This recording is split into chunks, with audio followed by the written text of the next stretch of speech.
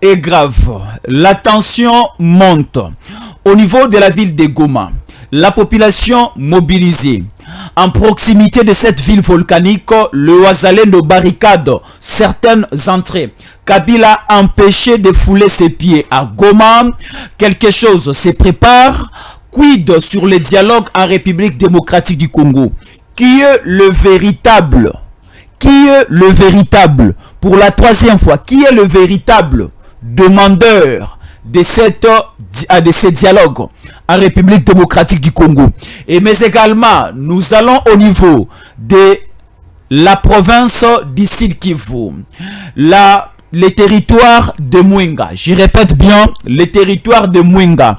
Il y a 4 positions de M23 RDF qui venaient d'être bombardées par le Wazalendo. Le Sukhoi congolais de FARDC vient de faire un exploit terrible au niveau de ces territoires de la province du Sud Kivu. Dans cette émission, nous serons en direct. Nous vous parlons aussi d'une situation alarmante. Nous vous parlons d'une situation alarmante au niveau de la ville d'Ouvira. Au niveau du territoire d'Ouvira aussi. La plaine de la Ruzizi, Makobola et autres 1 et 2. Nous vous parlons de Luvungi. Nous vous parlons d'un déplacement massif de la population congolaise qui quitte cette province du Sud Kivu, mais également ces territoires d'Ouvira, et ils sont en masse du côté de la République burundaise. Nous voyons un camp de réfugiés congolais. Comment est-ce qu'il y a de pleurs et de grincements des dents? Des gens qui sont aujourd'hui morts, les personnes mortes suite à certaines épidémies, à certaines malades. Il y a vraiment une situation alarmante que nous allons vous proposer dans cette émission. En direct de cette émission, le message aussi très terrible de Wazalendo vit une situation où il y a vraiment Yamabe Makasi. Au niveau du territoire, il y a Ouvira. Nous allons en parler dans cette émission. Le président Tshisekedi après l'Angola, Azana Lomé. Et on nous dit toutes ces démarches à présent de la République et pour un dialogue. Mokonza Mboka est en train d'aller supplier la participation ou encore la médiation angolaise, la médiation togolaise vit aussi la tension et ça remonté toujours au niveau de la partie Est, la République démocratique du Congo. Nous devons dialoguer. Qu'est-ce qui se passe concrètement? Mais nous allons dialoguer avec qui? Qui sont les concernés dans le dialogue Oyo? Et à l'issue, à la fin de ce dialogue, Nini Ekokoma. Dans cette émission, nous allons découvrir plusieurs choses. Nous sommes avec le Muzalendo suprême Kake Boulinzi. Mbote na yo. Mbote nengo na ngai, mbote ndeko na ngai, lokumu ezongela Jésus de Nazareth, lokumu ezongela Nzambe mokeli na nyonso, oyo akelaka likolo akepe na se apesi biso Congo, alobi pe nde mboka na biso. Donc biso tokumisi Nzambe, oyo apesa biso Félix Tshisekedi comme président. Très bien. Naebisa peuple congolais kakao. Félix Tshisekedi oyo toza na le loi. Soki to perdre ye. Bana na biso bakomona ka ndenge to bandolela. Ça sera les larmes qui va prendre de génération en génération. Oyebi eza na adage moko na français lobara, on reconnaît le bonheur après l'avoir perdu. Nasengi peuple congolais wana na bulongoli ba chef coutumier moto nyonso esika azali abondela Nzambe pona restauration ya Congo na pona maintenance ya pouvoir ya Joseph et ya Félix Tshisekedi. Parce qu'il faut que le président de la République ait autorité likolo ya banguna nyonso ya Congo. Et sali soni pona ba oyo balobaki ba politicien congolais tango Kagame alobi ki yebi tumba ye eza makambo ya balabala te bo bango ba bandolo bo ba tribalisme o banini tout ça.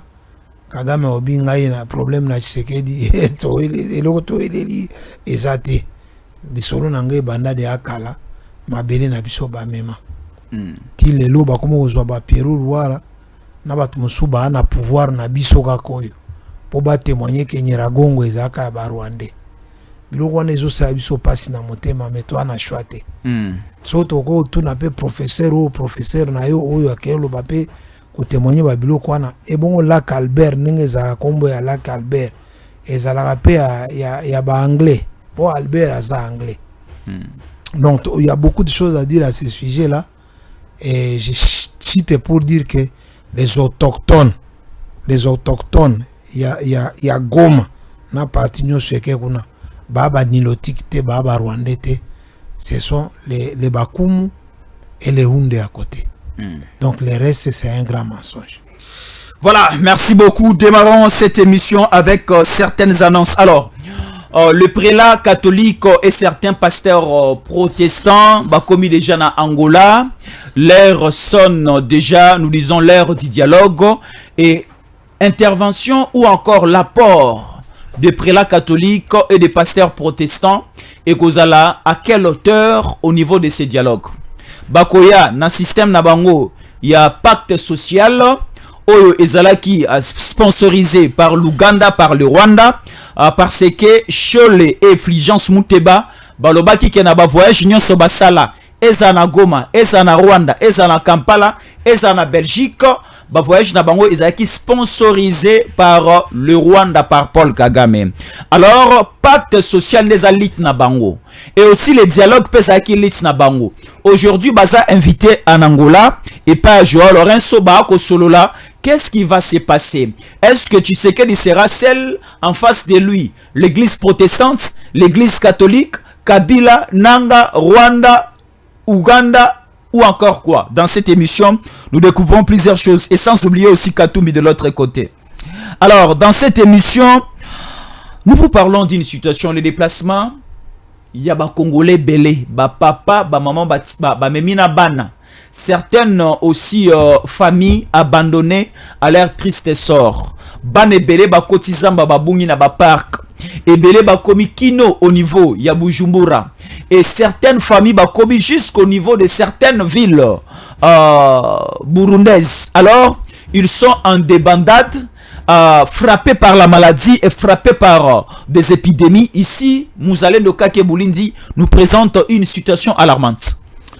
Oui, Ndegonangai, je dois vous dire que je suis parmi les gens qui ont eu à travailler dans une organisation en partenariat avec les HR.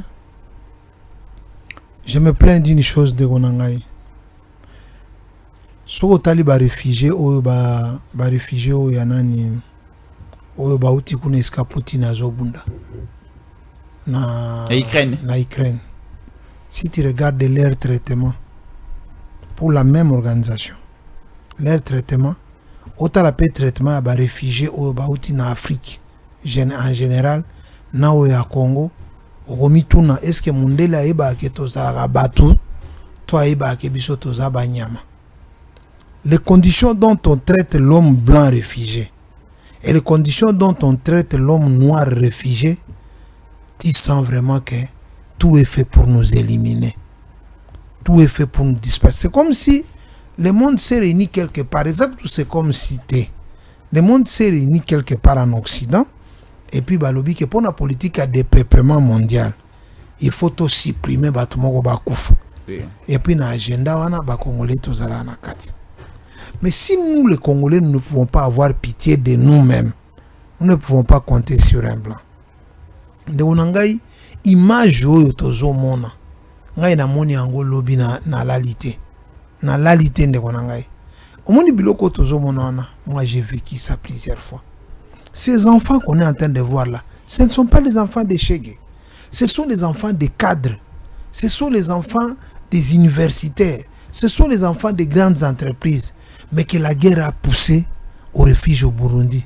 Lelo mwana zo welela na kati ya mbula mwana zo lela talaka kayo za papa neti ngana zawa ozana na mwana na yo azolela po azwa demi kopo ya bu ya potopoto okutu sukali eza bien te potopoto okutu nature ya potopoto yebanite bana msusu kutu potopoto wana bamela te lipate nini te. Mais les enfants sous la pluie bana bazo bunda po basala potopoto. Trop de maladies, sous la fièvre, situation d'épidémie bato bakufi na baka ya Burundi kuna nombre yebanite. Donc les gens vous meurent chaque jour. Et quand je parle de ça, ce n'est pas seulement la situation au niveau du Burundi.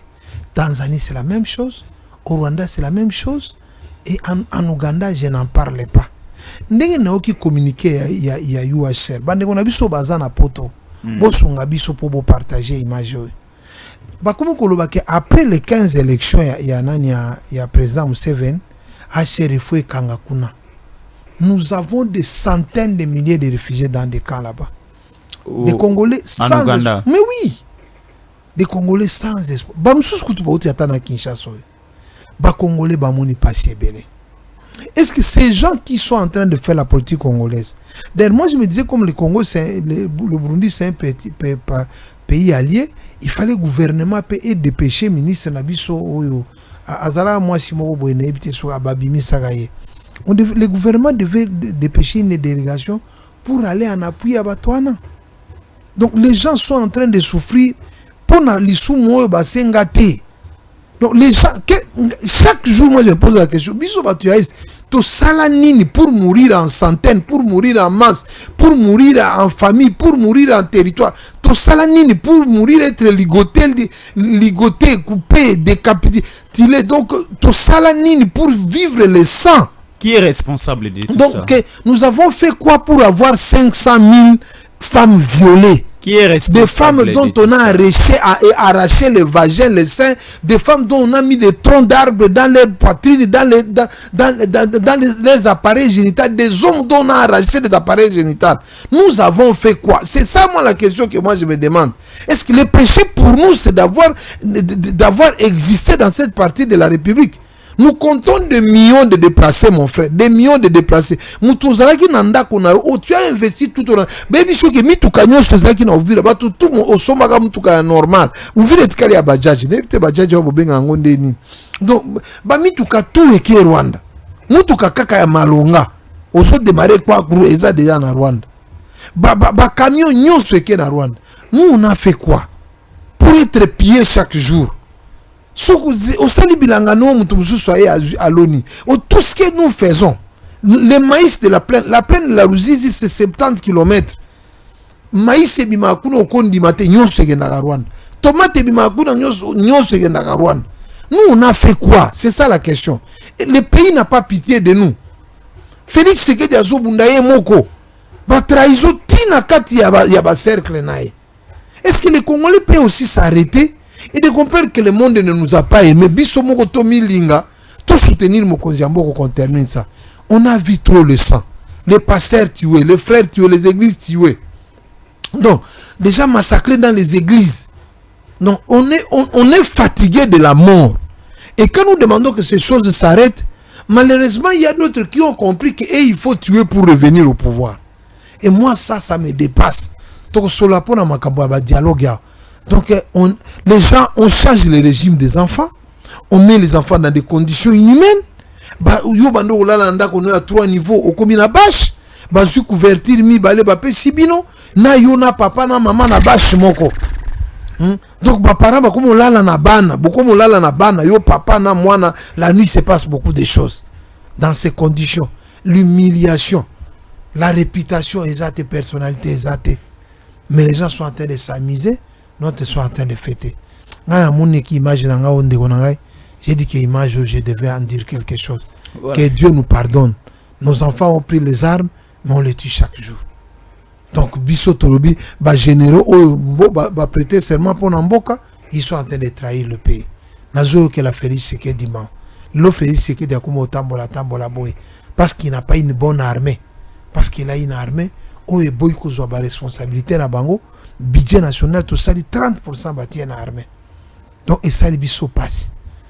Donc, et ça, le biso passe. Tout ce que nous avons vécu, je me demande, ça va s'arrêter quand? Quand est-ce que nous allons arrêter de voir nos frères vivre dans les forêts?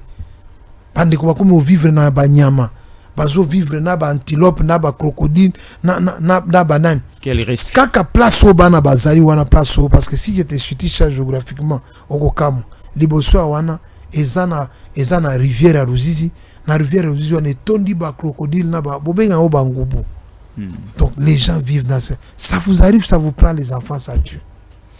Vraiment, c'est terrible. Là, ce sont de Congolaises et Congolais qui habitaient Sud Kivu, dans différents territoires, dans différentes villes, dans différents villages, différentes agglomérations et différentes cités, obligés, il y a quoi abandonner ba domicile na bango, obligés de fuir l'air lié Yakala, parce qu'il y a une armée d'un autre pays, pardon, Oyo, s'est décidé à au Kota Congo pour massacrer la population congolaise. Massacrer dans Luvungi, massacrer déjà au niveau de Kavumu, mais également au niveau de Makobola.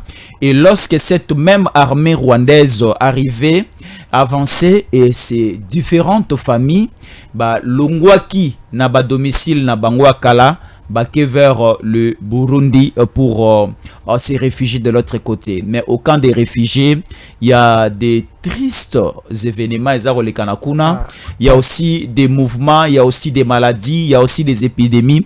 Nous avons besoin de l'intervention du gouvernement.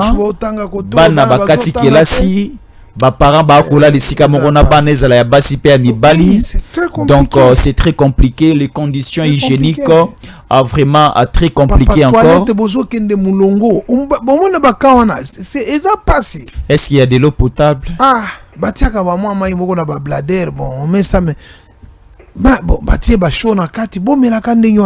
Alors, suivons d'abord cette vidéo. DG Stéphane Balamwange Congo ya Lumumba Congo Nafachi beton Tangwe koki yo Tangwango yango yo ekoki Tolanda kango Papa Stéphane Balamwange Oh ye Balamwange Congo ya Lumumba Congo Nafachi beton Tangwe koki yo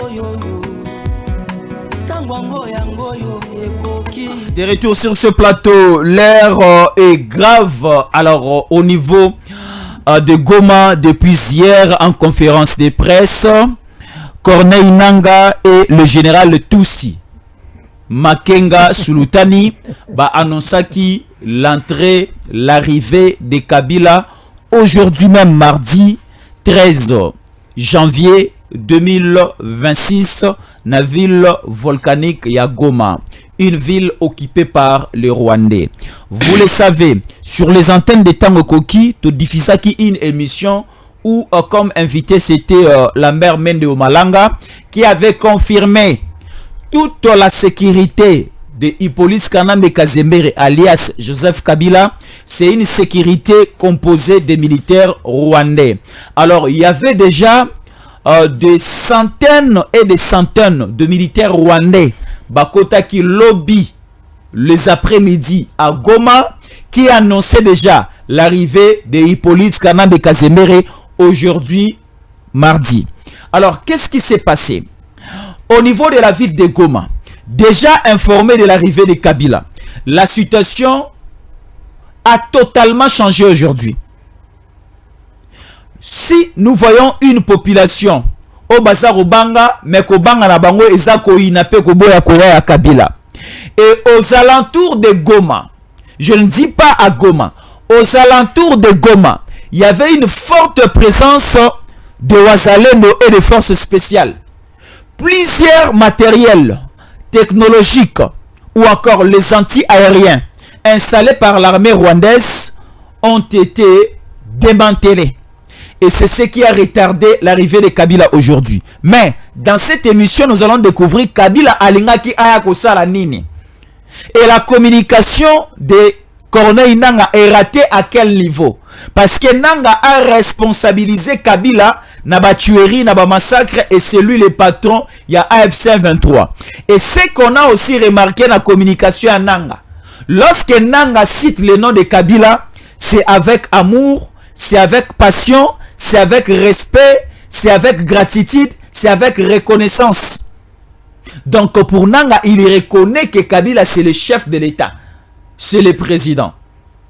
Et il reconnaît que c'est Kabila qui porte le flambeau, il y a AFC-M23 comme le patron. Nakati ya dialogue Euroïko s'annoncer demain après-demain en République démocratique du Congo.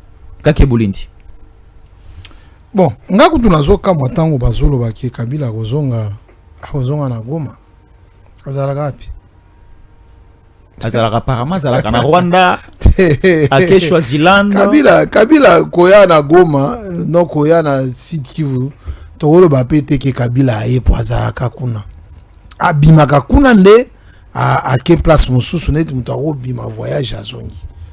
Azala na baijwi wana, aza na Goma, aza na Bukavu.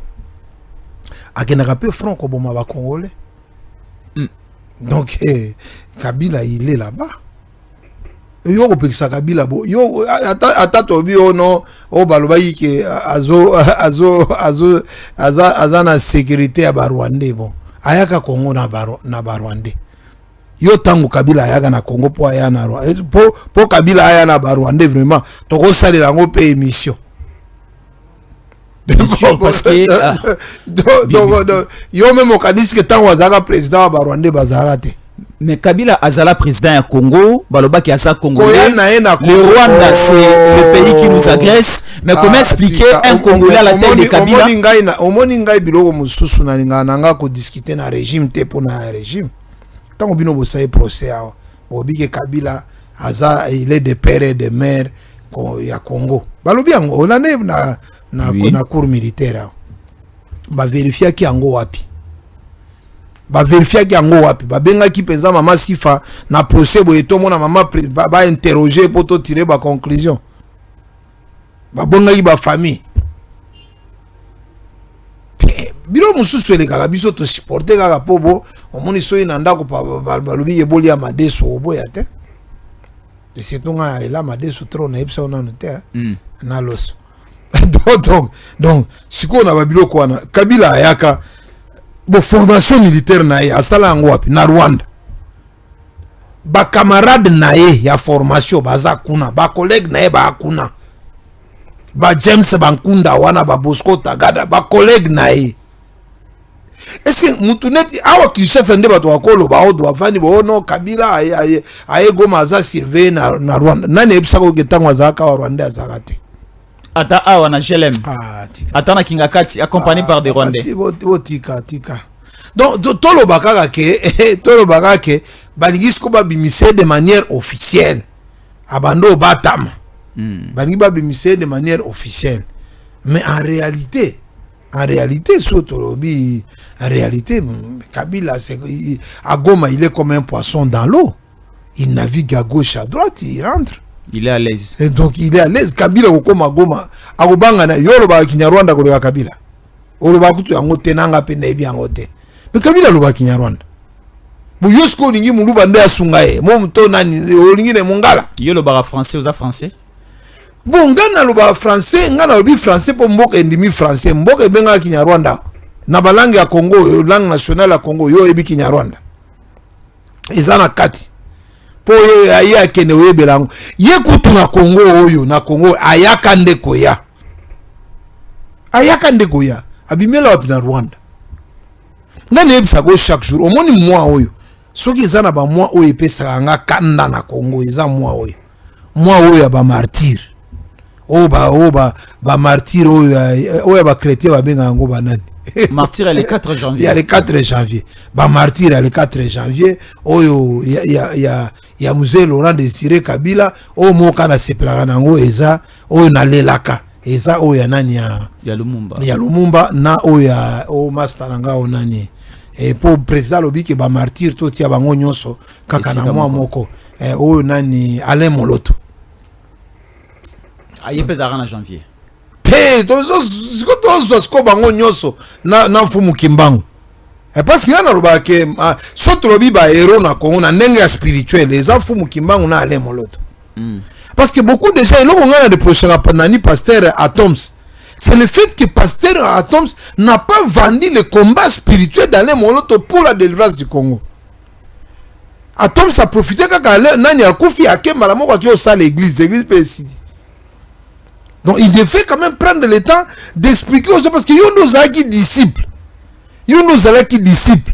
Alain Molo toi fait beaucoup spirituellement pour la délivrance à quoi. Ayem beli pe ango na nzembo. Moto nebite ba nzembo oui. Donc moto ezikisa misala Satan na Congo. Ayem ba nzembo. Il a fait des prières pour la délivrance spirituelle pour Kabila abima na Congo. Bon il y a eu des délivrances spirituelles. Donc Longola en 2018 a mais leader balongola ke na spirituel na physique pe. Ma mosengo soka zalaka vivant de leto to bengi awa beta bino lisolo nenga kenaka na biso tebi mosengo ndalongola na océan Indien kuna. Mais lui yo masolo na oyeba te. Ane nga déjà na vision na nga yo obra ba vision na nga ane o leader moko Kongo okufa. Omani ba leader o bazo swana pona ba banani moko akodai turo na otielo na mongo moko akodai ngai na lobaka na ndenge ya prophétie ko agresser Congo bien leader congolais awa ika wana to kozongela yango yo lobaki Museveni na lobi fachi te na longoli fachi na lobi parmi ba ennemi ya Congo oyo na lobi ba ennemi ya Congo oyo moko azokufa na ne oyo c'est décidé. Et les États-Unis étaient l'eau les décidé. Donc on histoire on joue, on blague. Donc maintenant, tout se retrouvé dans la situation nette. Et par la César na adage moi si Anchel. Moi si Andumba. Moi si Andumba. A se plaka na mariage avec la femme vierge. Une femme vierge a perdu mariage pour azomi tuna butu no makila pasi tout ça cause tout ça et hier ça na moi stress ya mariage mais tchel la zone sengomo tala ba tchel on dit bon c'est pour la dialogue ba tchel on dit ba zui ba pour ouais na bandela on esika oui kake bulinda lobi moi si Andumba a sepelaka na libala makasi mais oya boto sipe ya vierge abanga libala makasi tala ba politicien Ndumba onde ba ko sepela na bon basala ba avortement makila ba congolais babwaka bana na maya kala babwaka oui tout c'est politique là et quand ça ça taba Félix a ségi biso dialogue bio ba yo so moni Félix a lobi lokwana moi c'est la vierge donc moi c'est la vierge azotal et bon libano ekoleka ndenge nini. Donc, tout c'est politique, tout c'est prostitué politique. Tout c'est tous ces prostituées politiques là. Bazana célébration. Bon, débutons lentement. Tomoni. Alors, si on parmi banchel politique, moko yazoke de goma. Poto zera lisolo ya goma. Alors molo. Déjà, nous annonçons un retour raté. Kabila, yolobi que Kabila c'est la déjà kuna. Il y a pas de surprise. Alors. Déjà, tu éviter ceux qui vont faire l'un des tchels de Ndumba politique. Tout le monde va prêtre catholique et protestant va se précipiter pour Angola. Quelle est la part de l'église catholique et l'église protestante dans ce processus? C'est Fulgence Mouteba depuis Rome. Fulgence Mouteba. Et non pas ces Olanda bango. Ndeko nangai. Banchel tout. Oyo bazali mutu tu oyo aza contre Congo na Congolais yeba ke aza Ndumba tchel politique libala dialogue ba ozela wana ça va leur coûter donc bon batoyo ata yo moko o bangonde bazala ba médiateur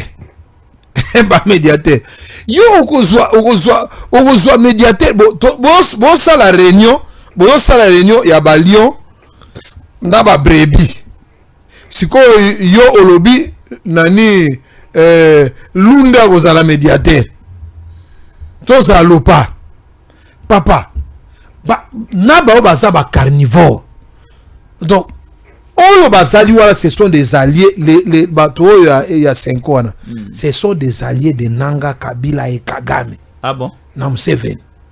Comment ça? Bakina pe kuna balbo pe bazwa mbongo kuna. Il faut que en français on dit toujours que c'est la main qui donne qui est au-dessus de celle qui reçoit. si on bi ba Rwanda on attend que na pas na bangwana ba pe so pe moi si ba to ba comportement la bango moko boye bagate de ce que ba to 5 oyo ya ba Zaï ba zwa pe ba sita ba dinga ba lobite ba bango moko ba détail na mon cher soko komi Rwanda aux invités des marques okoma kutu awa epa na biso ezalaka te nga na ye epa na yo bimisi leki na yo opesi nga chambre na leki na yo ezala te mais kuna ezali bawakoloba lisusu oyo toloba ba comportement ya baninga kuna ezalaka papa eza na bato kuna baa na bavideo na bango ya bulumbu ya mitakala esko baoloba soko osali boye te video ekobima osa neni ozaro okokabelanga miniti moko. Donc c'est-à-dire Rwanda azana technicité moko technologie moko makasi. Soko yambi mopaye pa na ye à part ya kolena ya komela à part moi mosola ko peso po zongi pa na yo après 2 ou 3 jours mais a repeso pe cadeau moko boy tango akoya apeso esika kolala apeso pe na mwasi na simana yango akofilme yo bolumu no ekobima tala le Fulgence Muteba depuis Rome ba radier. Il n'a plus la responsabilité d'engager l'église catholique au niveau du Grand Katanga. Fulgence Muteba na Lubumbashi. Baradie, moto ameli masanga milangwa. Nananga na Goma. Akongwenya, akoseka même bibembe ya bakongolo bakufi na Goma. Donc, tala bolumu na bango bimi na Goma. Mais oui, parce que tu peux me dire comment. Parce que moi, je comprends. En tout cas, mon frère, il y a un certain moment, moi, je me pose la question. Est-ce que Ngade n'a un problème? Toi, bah, Congolais, m'sonde n'a un problème. Comment vous pouvez soutenir la mort dans votre pays? Comment vous pouvez soutenir les massacres dans votre pays? Kagame a lobby que Ngai na ya kande ko luka mabele à Congo. Wana sko yo nango lobby ni. Yo sko senko bando loba oni tout ça. Mais nous vous a démontré ici, même tant qu'on va attaquer Baswahili ne va pas pouvoir nous soir. Swahili mon frère. Commandant JR Azan de Gonangai, commandant DGM de Gonangai, président de l'Assemblée de Gonangai, président ya Sénat de Gonangai. Donc nous avons presque tous les pouvoirs. Et puis les gens doivent faire attention de ne pas confondre les deux Kassai. Parce qu'il y a un Kassai et un autre. Ce sont des provinces entièrement. Si on donne à une province, on donne à une autre province. On ne peut pas dire, oh, province, on a... Non, c'est... Il y a deux provinces. Une province peut bénéficier d'une autre province. On ne peut pas dire ça. Le pouvoir de la République démocratique du Congo, c'est nous. C'est nous. Biso de Tozana Yango. Félix appelle Sibiso, appelle Sabisote. Oh, Koutou Kabila appelle ça. On a vu que dans le mandat, le site qui avait 7 ministres. Le site qui avait 7 ministres. Biso pesa so balobi pesa toto baba comme tribalisme. Biso peut to me rappelle le seul le site qui vous 7 ministres. 7 ministres. Biso kutu net toza pe na directeur de cabinet chef de l'état, toza pe na Sama Lukonde ministre. On avait presque tout. Mais vous voulez quoi? Parce que nous na côté la biso moni ba toza to vana to parce que zo luka mutu problème au lobby. L'appareil judiciaire, même dans l'époque à Mobutu, l'appareil judiciaire, mon cher Baninga, la biso que no tanga droit, tant biso tozo teka, tant to sa ba bilo mususu. Ba ko le procureur général ndengini, ba ko il faut quand même poser la paix à domaine. Ça n'a rien à voir dans la communauté, ça c'est la spécialité, c'est ce que vous avez fait. Donc ça le procureur général ngandeni. Kake Bolindi. Alobi Boya, vous êtes de l'Est. Alors, vous maîtrisez un peu le nord et le sud Kivu. Le Kagame a sa la sortie médiatique dire à la face du monde que Yebi Tumbaneze Amabele, il doit récupérer le nord et le sud Kivu et comment Mabele à Rwanda. Nesika wana est-ce que oiko sala moi oiko recadrer Kagame. Nagoloba ke biso ne tozana nyongo ya Mabele ya Kagame ou bien Kagame na azana nyongo ya Mabele na biso. Ne ozawa no kanisa Kagame aza koloni aza mutusi ya mboka nini ya Rwanda aza Rwanda te Kagame c'est un Ougandais. OK. Ozoma ba difficulté otozana ngo donc ya liboso to banana nkutu na muto ya lobi ndenge wana po yake ne ko revendiquer makambo Rwanda nanu na Congo est-ce que yemo waza Rwanda parce que bakagame wana omoni Museveni bazana tribu na bango na bakole na niboy omoni sunga na makambo ya tribu na lobango bien tena musala nzambe na Uganda. Les Nilotiques de l'Ouganda sont venus envahir le Rwanda. Et ils ont récupéré d'autres Nilotiques. Il faut comprendre d'abord au début, c'est que nous, les Bantous, hein, les Bantous, dans le côté d'Abisso, moi je ne connais pas bien ici. Les Bantous, ils ont population, moko oyo, bango, on dit comment les agriculteurs en Inga les années. Baloni Bilanga. Baloni Bilanga. Donc, c'est un peuple agriculteur. Mais Bango, les Nilotiques, c'est un peuple éleveur. Bango Sikoyo, il se déplace à la recherche de bétail. Donc, Bango Bakendaka Bazoluka, Matiti place ses alliés. Tu peux les retrouver où ce n'est pas chez lui, parce que lui se déplace. Il se déplace. Allez Sabanyamanaye. Mais dans notre temps, les Bantous, tu restes là, travail. C'est ça le début de tous ces problèmes. Il y a une population qui est en mouvement, il y a une population qui reste sur place. Il y a une population que vous pouvez trouver ici, vous retrouvez ici. Parce qu'eux, ils sont en mouvement. Et ils ont leurs vaches. Et puis, avec leurs vaches là, Bazoluka ici, ils sont avancés côté Moussous. Ce qui a fait qu'ils se sont retrouvés dans les terres d'autrui. Et la politique, au moins, il y a un chef coutumier moko. Les originaires de Niragongwana, originaires à Goma, chef coutumier na bango, je vais te donner le nom d'un moment. Les chefs coutumiers na bango, même ceux qui Niragongwana et Peli Moto, et comme na ba autochtone. Volcan. Les laves ya volcan et ça la tour et si ma place. Les laves reconnaître bango nengewana. Biso ne ba propriétaire et si ma bango te. Donc là il y a les bakumu et il y a les baounde. Ils sont des Hutus, ils sont des Bantous, et ils sont des Congolais. Au Rwanda, il n'y a pas de Bakoum. Au Rwanda, il n'y a pas les Houndé. Et les Houndé sont derrière les Bakoum. On ne combat Niragongo, on combat ni, c'est faux même. Parce que vous devez savoir que les Rwandais, leur plan avec la France, ça a commencé il y a très longtemps. Plan na bango banda biso to bando rêvé. Na 94 Tiens, Mobutu peut être biso babisengima na. C'est un combat où ils bandaka depuis Kala. Et ils ont falsifié beaucoup de choses. Tina Balaruso. Donc ils ont falsifié beaucoup de choses. Dans Bango, ils ont fait un projet de plusieurs années. Plus de... Au moins, il l'autre, Bitumanona te bandi, il y a 30 ans, Bango va préparer la guerre. Maintenant, tout ça, on a déjà une soixantaine d'années. Biso na moment on a tobando occupé bangote tango bitumba ya Rwanda siko ba décider ba Kagame ba uti Uganda ba attaquer Rwanda. Nous on a vu même des amis collègues au bando tanga na bango, les gens ont fermé leurs bagages, ils sont partis au Rwanda.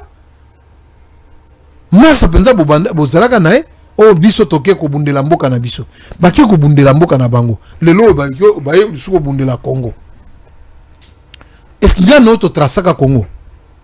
Vous savez, le grand problème de Zalaka, c'est que Naibité, Nzamba cause un problème na bisote. Nzamba pendenga Trasaka Congo na ba voisin na bisoana, et ça très compliqué.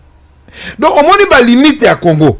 Est-ce que Nzambenda a tracé Mondelo Nabiso, frontière Nabiso, bien c'est l'homme blanc qui a tracé? Parce que Kagame nous parle de l'erreur de nos colonisateurs.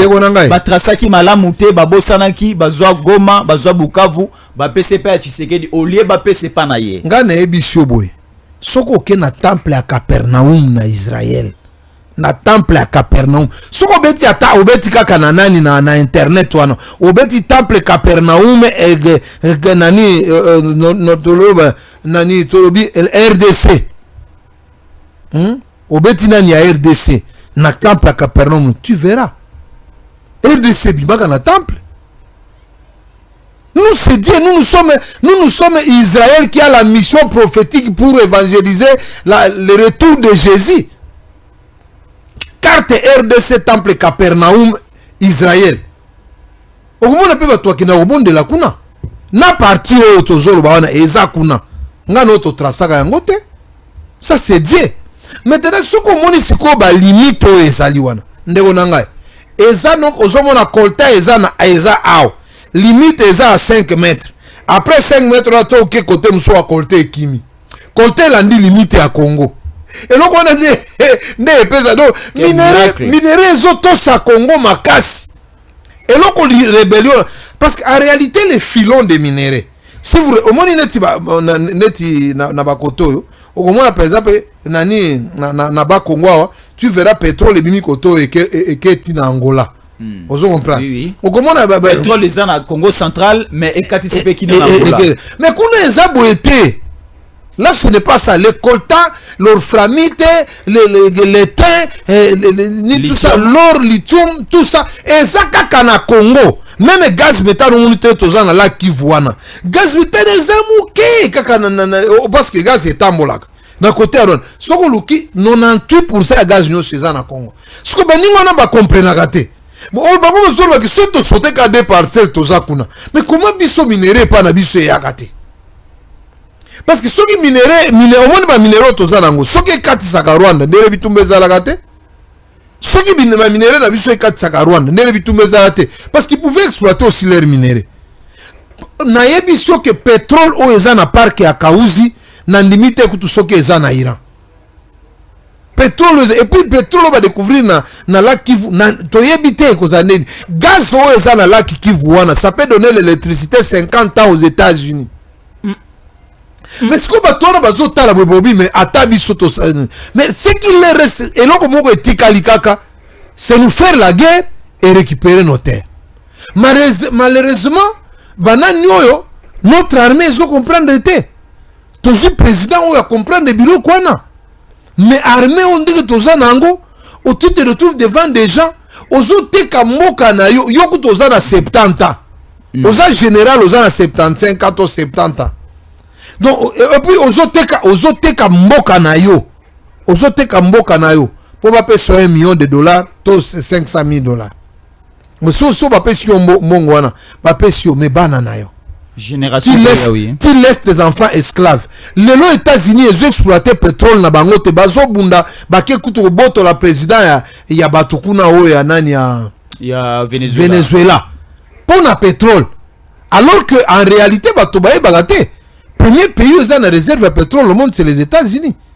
Maintenant mais bango bazo la pomba ya bango na no etika la réserve pour na ban siko biso na réserve ba autorité baye bagate ke bana pe na biso pe baza pe na droit Congo neti biso tozo il faut qu'est-ce que nous allons léguer à nos enfants yango na lwa ke to changer pe ko hymne national au hymne national les agalokuta et bandelti souk et puis eza hymne ba futur mais oui au début Congo biso to a debout kutu kombo ya hymne national eza mabe biso to a debout te soto za debout ndele nord Kivu na site Kivu eza libanda te hymne national biso soko bandika ka debout congolais uni dans le sort to za pe unité dans le sort ba généraux ba ngwana ba trahir biso ba politiciens ba trahir biso te to comme diriger na ba étranger ba to ba trahir ka mboka bozo benga bango ba héros.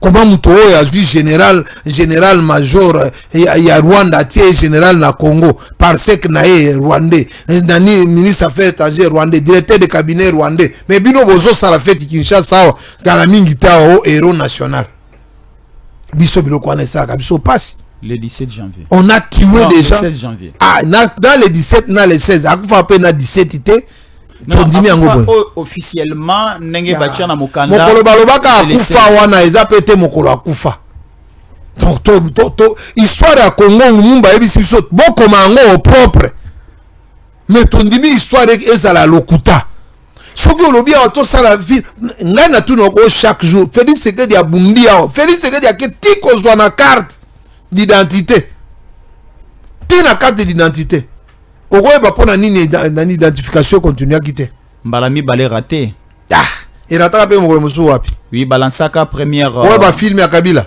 première action esalama te deuxième action yango mpe na mokonzi toza peuple moko oyo mokili eboyi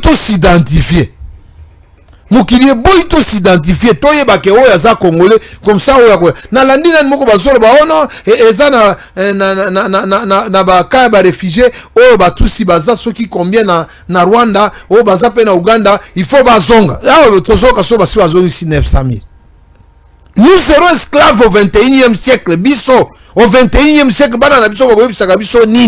nos enfants nous diront comment Kabila Tike Biso ba entreprise au bateau, baza 35 mois et payé. Congolais ceux qui alati vesta zo tambola bozo mona pesa mobile. Banda bitumbo et bandi. Yo Nathalie na Iran, la manifestation basali Iran. Oui. Yo so mona muto manifestation na Kinshasa. Les Iraniens ba côté de l'État na bango. Peuple na yebité ici à Kinshasa awa mutu nyo swaza débat otozo so ngato so no na mboka o so fongola ka TikTok ya Dadju Fali oh nani Gims Fali Dadju oh mwana yo papa to katanga toza ya bana Juna ya Juna Jana na to koma de ba frère ba biloko musée to bosani débat peso zo mo pesa bato bazotoka les gens ne veulent pas se mettre ensemble pour bailler que RDC est comme une république de dialogue et de concertation. RDC, république de dialogue et de concertation. Toko tanesika wana toki dialogue awa Mikolomi balemi sato liboso awa nani azako senga dialogue. Président Tshisekedi diplomatie échec. Président Tshisekedi sur le plan militaire a échoué. Président Tshisekedi veut se sauver avec le dialogue. Nani a sengi dialogue? Mokonzambo ka Tshisekedi ou bien bato bazan arrive ya Goma nde ba sengi dialogue. Qui demande réellement le dialogue? Afdel tango ezwaka bitumba. Et ça là 8 mois comme na Kinshasa. Afdel. Tango ba bimaka bitumba kuna. Ba sala 8 mois. Ba comme na Kinshasa.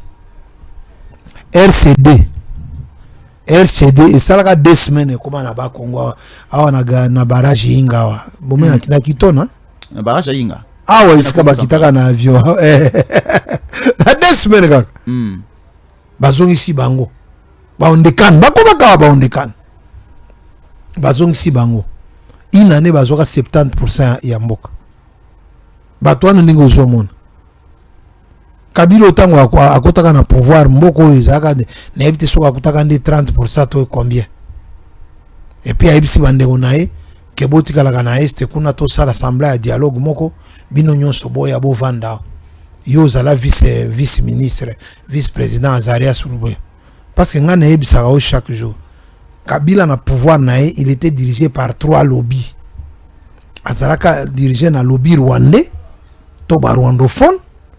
Et puis c'était le plus grand lobby Katangé de Bando Landa. Après Zaraka, lobby à majorité présidentielle. Il y a 3 lobbies en mandat. Ah, vous comprenez de on a lobby? Moi je peux comprendre, mais expliciter bien Bandeko Baro Talabiso. Au moins Bakatumba moi qui wana. Bazaka na lobby Katangé. So baziso Katumba moi qui a lobby et Zaraka lobby Katangé. Bazaria soana na armée. Na nini otoba totia ba généraux totia ba officiers supérieurs et ça robi Rwanda parce que il faut retenir seulement que quand les Rwandais viennent maintenant aux autres ne boina ba Rwandais est-ce que ba kimelaka ezaka na ba ministère te bango ba kimelaka na armée ba kimelaka na renseignement ba kimelaka na DGM pour ba pesa ba passeport na ba identité à lokuta et pas bo baza ba congolais te. To comité na niveau au bazo bato bazo que nous représenter biso na ba atelier na ba conférence aux États-Unis ils viennent du Rwanda ma passeport ya Congo to comité na niveau au communication na biso au bozolo bakazo yo zolo bakia komi gom batie ba communication na biso nyonso po eleka et comme le kala Rwanda yo lobi awa obengi chéri na allo chéri Rwandais ayoki yango ba réseau télécommunication nyonso bando le kagula MTN batie kuna oh batia ki asuka po ba ofuna ngaso na tangi ba komba ba réseau. Donc on est arrivé à un certain niveau sur le plan communicationnel toza ba esclave, sur le plan militaire toza ba esclave, chaque fin du mois tozo tina mongo ya ko futa ba Rwanda po ba yaki ko boma biso monde ba bitumbo ezo le kaboye. Il faut retenir seulement que bituma nenge ezo le kaboye c'est la facture mon cher. C'est la facture. Nazoka bazoba qui soit plus de 4 milliards de dollars. Cette facture là, tant que ko dialoguer bobino il faut bo futaka. Biso to futi saka Rwanda facture te. Des millions de morts au Congo. Biso to futi si Rwanda facture to ko sumba Rwanda nyonso. Mais nous Ozo la président à Congo chaque fin du mois juste 60 millions de dollars otindi na Rwanda opo bayaka kosunga biso po ba boma ba frère na biso na ba massacre na ba tuerie. Nous sommes où? Est-ce que yebi ke ngai na Congo lelo na zo raisonner na ton biba kanga ba université. Nous n'avons plus droit aux professeurs d'université. Pourquoi? Moyen les athées. Yo sanga professeur d'université moko o yebi o ya sala exploit na mboko yo. Nous avons des professeurs, bah professeurs d'université tout bazan na Congo. Bazaka na ba littérature. Beaucoup ça a besoin de littérature soutien. Un gars professeur à droit constitutionnel. Yo évite que dans assemblée oh et outiko bimo vital caméra bimi. Sur 7 membres assemblée, tous là qui na 4 professeurs. Oui ba ni ba njoli ba caméra ba professeur ba professeur d'université. Task professeur. C'est ma première fois. Professeur. Voilà. Donc tala kaka kabakata ba intellectuel qui ne sco tala résultat. Qui nous tala résultat. Chine moi na zamu ke boy bazola tsene ya sa téléphone, ninga ko sala pont, ninga ko sala bandako akomata. To bazo sala béton ya 2 km ba sali 3 ans. Il faut arrêter ces histoires. Ba science mususu soko bengi ya auto bike to benga ba juriste baza na Kinshasa na stade de Martyrs ko tonda pe libanda. So to bi to benga ba to ba sali économie awa na stade d'hiver mais to zo d'hiver mi balé. So to bi to zo ba to ba sali to bilanga bozo salate. Donc, nous sommes dans une situation où il faut que le ministère de la recherche, recherche par rapport à Biloko Bozanango. On ne fait pas la recherche gratuitement comme ça, tu es bête. Na désert Égypte, il va faire la recherche autour du coltan. Il va faire la recherche autour de l'étain, autour de lithium. Quelles sont les sciences qui font des recherches autour de ce que nous avons dans notre sous-sol? Oh, yo, comment livrer? Comment livrer? Non! Avec notre contact, tu nous as fait combien de fusées? Est-ce que biso to sa mboka penzo to ke ko soma to somi pesa téléphone to yo soma ngona Corée? To yo penzo yo Samsung. Toutes les coopérations congolaises ngana lo baka pona ni biso to zo amisala te o ya ba décision te. Même le ministre de la jeunesse. Oh non, biso on va financer les partenariats sur bani ya ba jeune. Non! Les États-Unis ont pris les jeunes enfants, on les a envoyés, la Corée, ils ont pris les jeunes enfants, ils les ont envoyés aux États-Unis pour importer la nouvelle technologie Samsung et Bimi. Nous achetons les Samsung avec notre contact qui fait tuer nos frères. En réalité, tout le monde exploité, contact va tout ça, il va téléphoner. Nous avons droit à téléphone à $10. Alors, pour en réussir, ma ramener, ça faut dialoguer. Mais non. À notre niveau nous-mêmes, nous arrivons au dialogue. Non, nous arrivons au dialogue à la suite de la fragilité de notre pays. Parce que biso Iran zo salabadron, pas za na minéré ni. Ba minéré na biso des zo salabadron. Tous ces intellectuels congolais, tous ces professeurs d'université. Bazo salani.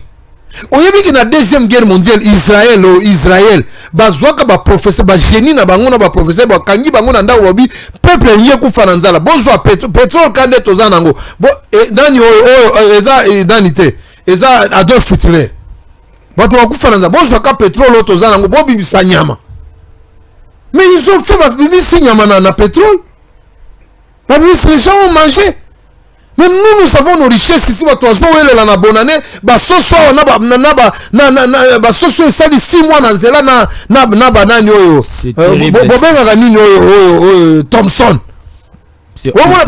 Moi na pesa na ndako ya pays o ezana le lac le plus poissonné de l'Afrique au Tanganyika. Moi na zoé azozwa Thompson moko ba kati yango 5 parties. Le lac Tanganyika ya Uvira wana. Mais oui. Oui, Katisi. Mais oui. Biso soko zui poisson à lac Albert, ozui à lac Tanganyika. Papa, mutu moko tazana poisson en Afrique. Mutu moko za lac Tanganyika on est à 250 couches de poisson. Na 250 espèces. La partie nyonso presque biso, moni lac Tanganyika partie munene za ya biso. Parce que biso lac Tanganyika ebandeliti suka tozana Congo. Batu mususu kuna bazana Burundi, Tanzanie na Zambie. Et puis non seulement Zambie, est-ce que vous avez bitoyo benga bitoyo. Oh mutu moko azolia wa ozomona seto bimi na wa na ke de la tsoka na ba mesa ba mama azozwa bitoyo moko akati kati ba karemo. Nous on ne peut pas manger ça.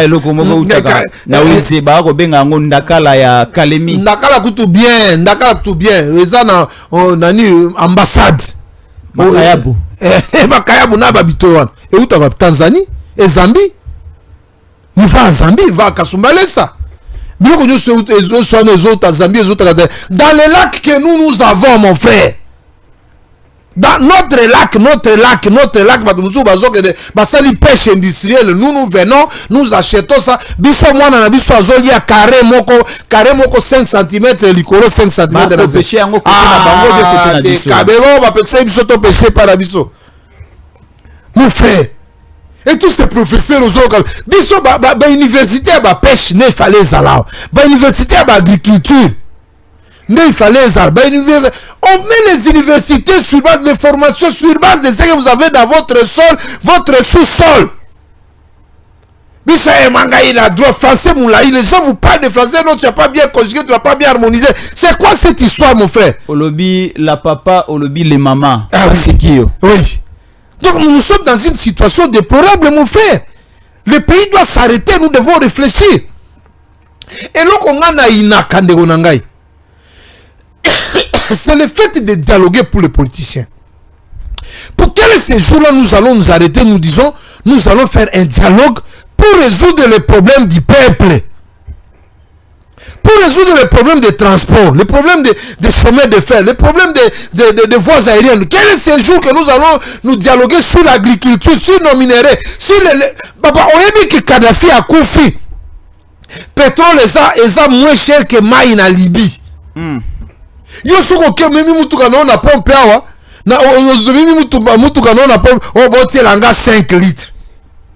Est-ce que c'est normal qu'il n'a qu'à tirer ton du pétrole awa na bakongo pétrole ton yo zoti à 5 litres. Ils allaient toujours pour mon monteur. Aux 5 litres. Soko ke Équateur mon frère, tu verras des plantations à palmier. Au moins ba palmier et ça ka mafuta ya mutuka et ça ka ba mafuta o ba okibanini tout ça. Aucun Congolais ne travaille sur ça. Et ça, les Libanais, les Libanais ont tout.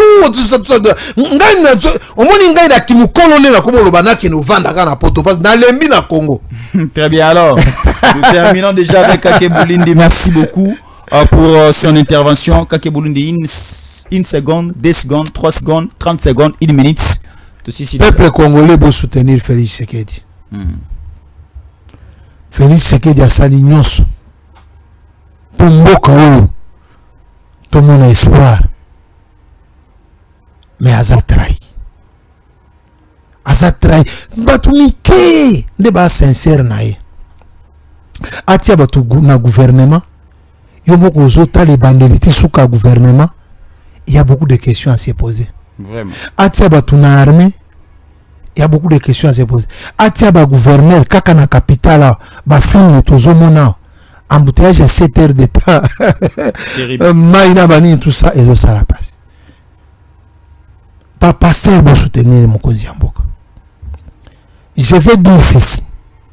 Moi là, na fukameli Jésus, Ali Bisabiso, na ba schéma ya kolobakeno, mboka ba kuma benga, ba esprit, ya ba ancêtre pour songa biso te. Jésus to pesio mboka na biso. Yoke la biso ma. Les Congolais ont beaucoup souffert de Onangai.